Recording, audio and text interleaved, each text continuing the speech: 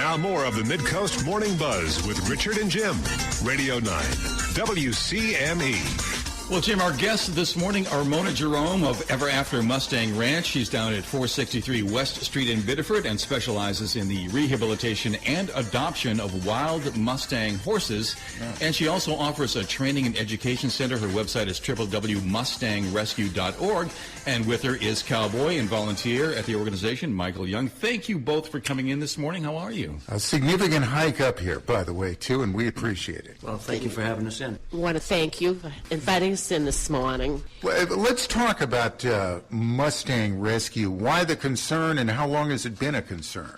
My concern goes back to childhood, and that's many, many years. But my first wild horse came 30 years ago. The reason they're coming into the East is the Bureau of Land Management has been removing them from public lands, putting them through an adoption program, shipping them to the East, and adopting them out. You're implying they're public lands mostly in the West, I would Yes, assume. they are. Had 10 western states. Right now, these roundups have accelerated, and many thousands of horses are being removed. All of the horses that are adopted don't always get good homes, and the ones that fall through the cracks are the ones that we take into the rescue, try to rehabilitate them, train them, and put them in good homes. Why remove them from the West in the first place? There's so much room and land out there. Why bring them out here? Not that, they're not lovely, not that we're not happy to see them, but why do this? To put it in a nutshell, the land is being used to put cattle on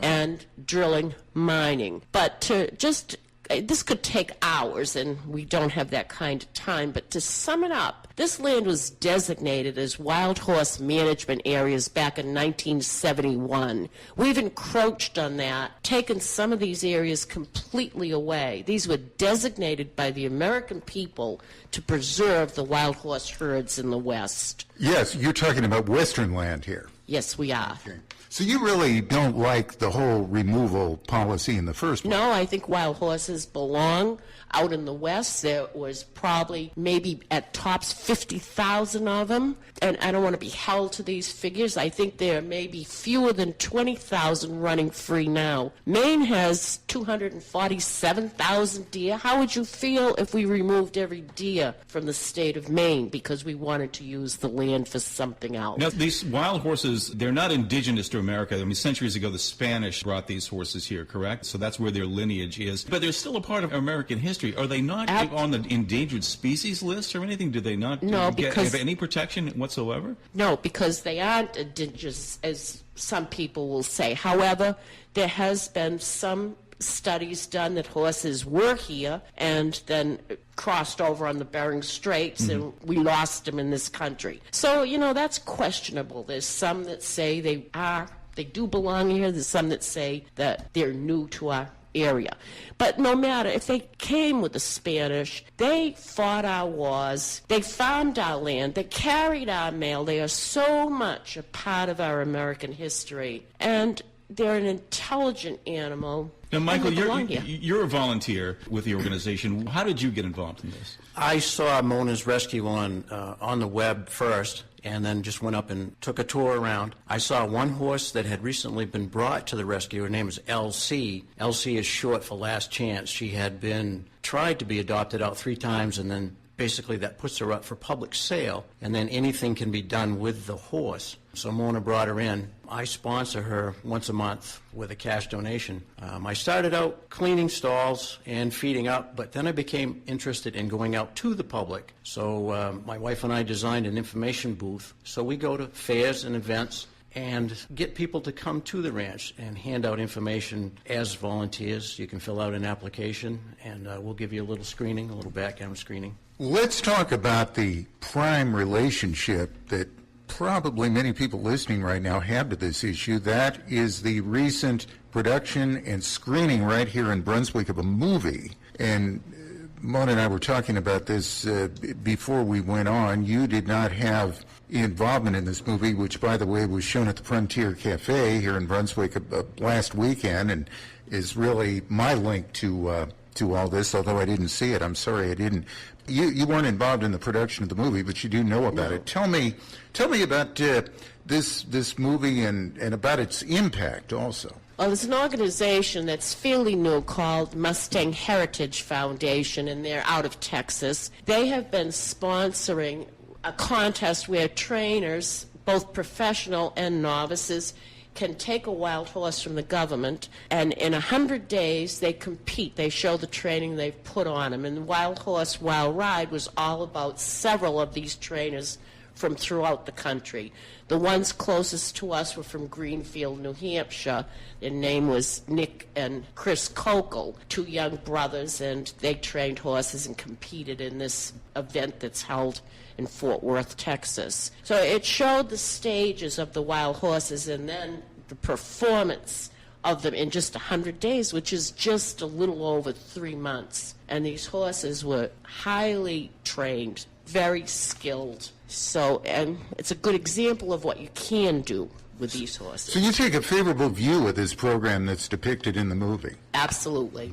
It has meant a lot of horses have got good homes. How closely supervised is this? Because I could imagine, some people might have an interest in a program like this for nefarious reasons. That could happen, right? Well, the horses at the end of this contest, the horses are all auctioned off. Okay. And some of them bring in high bids because of the level of training that they have. But not every trainer that takes a horse gets to that level. But those horses still belong to the Bureau of Land Management, and they go through the adoption process. So there's some supervision in the Yes. course of this program. I was just wondering about all this.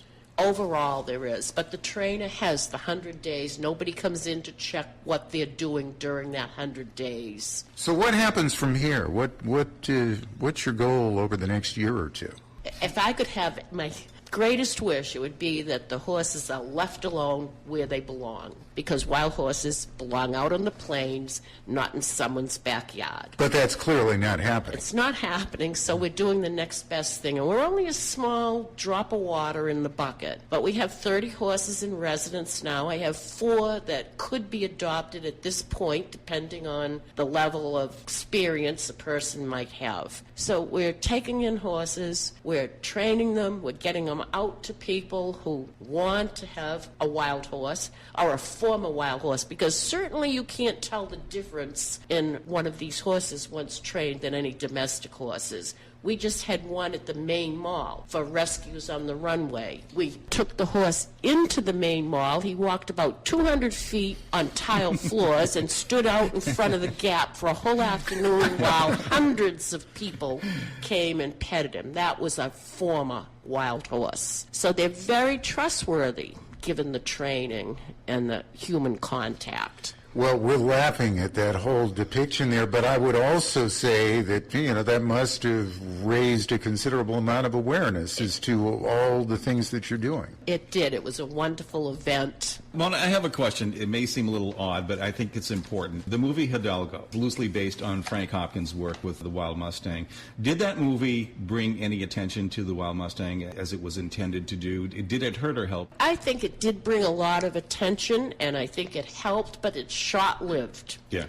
It's soon, people get busy with their everyday lives. They get busy just making a living and doing what they need to do, and those things are forgotten. Yeah. So we have to keep this out in the public's eye. We have to keep people aware of what's going on with our wild horses. Let's localize this again. Tell me again how many of these horses are in Maine right now, or roughly how many? I don't really know, You don't Jim. know? No. Not sure. Don't know. Any But good guess?